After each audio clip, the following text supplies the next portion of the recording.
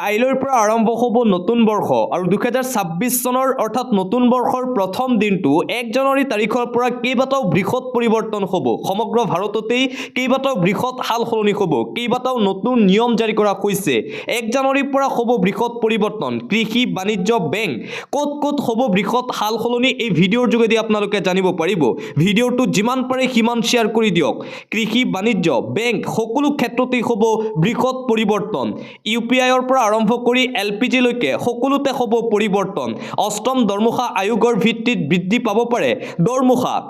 2026 চনৰ পৰাই বৃদ্ধি পাব চাৰিচকীয়া বাহনৰ দাম বৃদ্ধি পাব দুচকীয়া বাহনৰো দাম প্ৰবঞ্চনা হ্ৰাসৰ বাবে মেছেজিং এপত আহিব কেইবাটাও নিয়ম বাধা আৰোপ কৰা হ'ব মেছেজিং এপত এছবিআই পিএনবি আইডিএফচি বেংকৰ ঋণৰ পৰিমাণ হ্ৰাস হ'ব 26ৰ পৰা 26 চনৰ এপ্ৰিলত প্ৰণয়ন হ'ব নতুন আয়কৰ আইন চিএনজি পিএনজি এটিএফ ইন্ধনৰ দামত হ'ব বৃহৎ পৰিৱৰ্তন আধাৰ লিংক নকৰিলে 1 জানুৱাৰীৰ পৰা সমস্যাত পৰিব আপুনি আইটিআৰ ৰিফাণ্ড ৰচিদ বেংকিঙৰ সুবিধা লাভ নকৰিব আপুনি পিএম কিষাণৰ অধীনত কৃষকসকলক প্ৰদান কৰা হ'ব নতুন আইডি এই আইডিৰ জৰিয়তে লাভান্বিত হ'ব ভাৰতৰ কোটি কোটি কৃষকসকল শস্য বন্যপ্ৰাণীয়ে কৰা ক্ষতি কীট পতংগৰ ক্ষতিত দিয়া হ'ব ক্ষতিপূৰণ 2026 চনৰ পৰা কেইবাটাও নিয়ম সলনি হ'ব সমগ্ৰ ভাৰতবৰ্ষতেই আৰু নিশা কটাব লাগিব লকআপত যদিহে আপুনি এইকেইটা নিয়ম নামানে নৱবৰ্ষক লৈ কঠোৰ হৈ পৰিছে অসম আৰক্ষী এছঅপি জাৰি কৰা হৈছে নিশালৈ কঠোৰ এছঅপি জাৰি কৰা হৈছে অসম আৰক্ষীৰ ফালৰ পৰা নিয়ম ভংগ কৰিলেই লকআপত কটাব লাগিব আপুনি নিশা সুৰাপান কৰি গাড়ী চলালে আপোনাৰ বিপদ নিশ্চিত উৰে নিশা কটাব লাগিব লোকেল থানাৰ লকআপত আপুনি যদিহে সুৰাপান কৰে ব্ৰেথ এনালাইজাৰ লৈ ৰাজপথত ৰৈ আছে আৰক্ষী সুৰাপায়ীক সকিয়নি দি অসম আৰক্ষীয়ে জাননী জাৰি কৰিছে সুৰাপায়ীক নাকি লগাবলৈ এতিয়া আৰক্ষীৰ এই এছঅপি জাৰি কেইবাটাও এছঅপি দিয়া হৈছে নতুন বৰ্ষক লৈ আৰু নতুন বছৰ উদযাপনৰ নামত আপুনি এই নিয়ম ভংগ কৰিলেই আপোনাৰ বিপদ নিশ্চিত আৰু আনপিনে পলিউশ্যন সাৰ্টিফিকেট নাথাকিলে নাপাব পেট্ৰল ডিজেল যান বাহনৰ বাবে দেশত বলবৎ কঠোৰ নিয়ম নতুন নিয়ম আহিছে যান বাহনৰ ক্ষেত্ৰত যান বাহনৰ বাবে ভাৰতত বলবৎ হৈছে কঠোৰ নিয়ম আপোনাৰ বাহনৰ পলিউশ্যন সাৰ্টিফিকেট নাই নেকি তেন্তে আপুনি নাপাব পেট্ৰল আৰু ডিজেল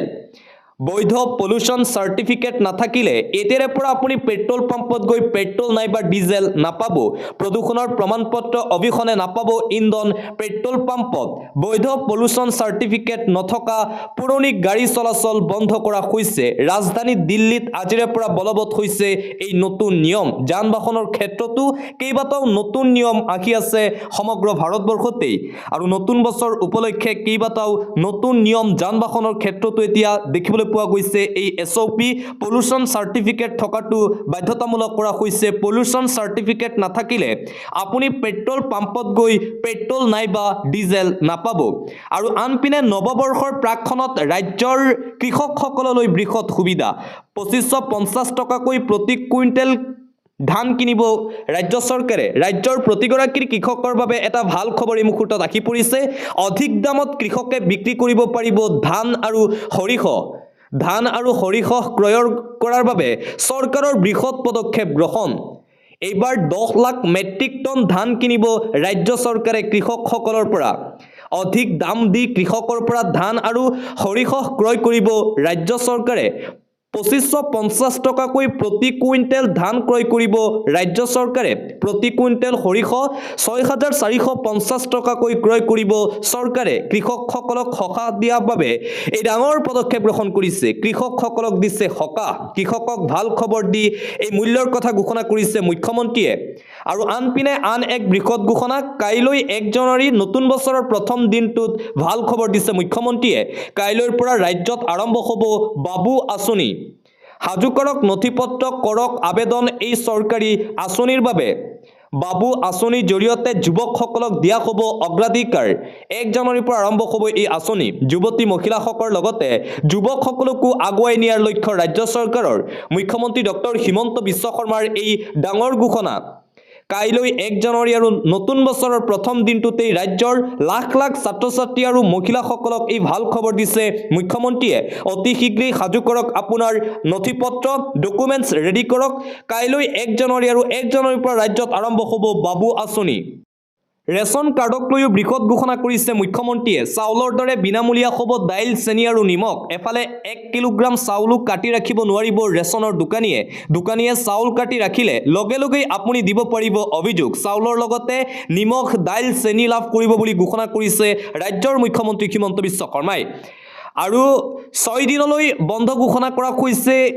স্কুল। 6 জানুৱাৰীলৈকে স্কুল বন্ধ ঘোষণা কৰা হৈছে। প্ৰচণ্ড শীতৰ বাবে এই সিদ্ধান্ত। প্ৰচণ্ড শীতৰ মাজতেই বিদ্যালয় বন্ধৰ ঘোষণা কৰা হৈছে। জিলাই জিলাই বন্ধ কৰি দিয়া হৈছে শিক্ষা অনুষ্ঠান প্ৰচণ্ড শীতৰ বাবে। এই পৰ্যন্ত 2খনকৈ জিলাত জাৰি কৰা হৈছে স্কুল বন্ধৰ নিৰ্দেশনা। 7 দিনলৈ বন্ধ থাকিব সকলো স্কুল। শিক্ষামন্ত্ৰী ডক্টৰ ৰণোজ পেগুৰ ঘোষণা। 6 জানুৱাৰীলৈকে বন্ধ থাকিব কামৰূপ মহানগৰ জিলাৰ স্কুলসমূহ। শ্ৰীভূমিতো স্কুল বন্ধৰ ঘোষণা কৰিছে। ৰাজ্যত প্ৰচণ্ড শীতৰ বাবে বিদ্যালয় পৰিদৰ্শকে এই ডাঙৰ সিদ্ধান্ত গ্ৰহণ কৰিছে।